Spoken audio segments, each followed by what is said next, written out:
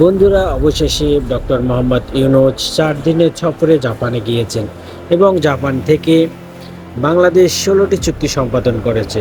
এই চুক্তিগুলো ছিল সামরিক ও বেসামরিক বিভিন্ন ধরনের চুক্তি, যা গোপনে সম্পাদিত হয়েছে। এই চুক্তির ফলে আমাদের প্রতিবেশী দেশ ও বন্ধু দেশের কিছু এজেন্টরা যারা রয়েছে, তারা এই চুক্তির বিরোধিতা করেছে, যা বাংলাদেশের সার্বভৌমত্বের ক্ষেত্রে বাধা প্রদান করতে পারে।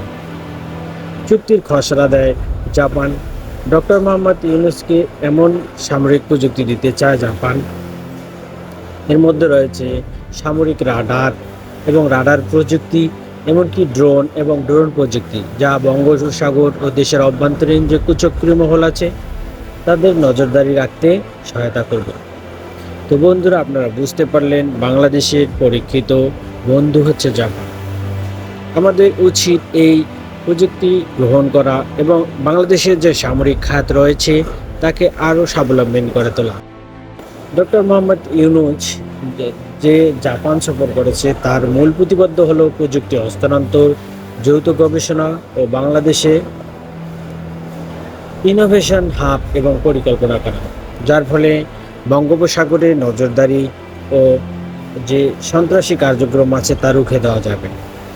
তো বন্ধুরা, আমাদের উচিত এই জাপান থেকে যে সামরিক প্রশিক্ষণ নেওয়া এবং সামরিক প্রযুক্তি হস্তান্তর করা। আপনারা জানেন যে জাপান হচ্ছে ইলেকট্রনিক্স শিল্পে একটি পৃথিবীর হাব, যেখানে উন্নত প্রযুক্তি এবং উন্নত সমরাস্ত্র নিয়েও তারা গবেষণা শুরু করেছে ইদানিং।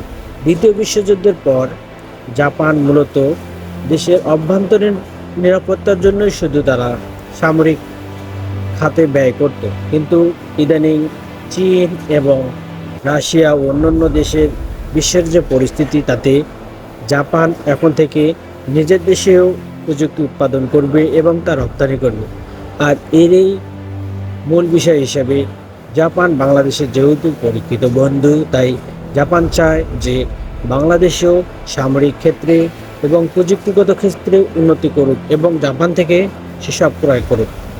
তো আমাদেরও উচিত এই সকল সুযোগ সুবিধা নেওয়া এবং বাংলাদেশকে উন্নত করা, যাতে আমাদের প্রতিবেশী দেশের যে আগ্রাসী আচরণ তা আমরা রুখে দিতে পারি।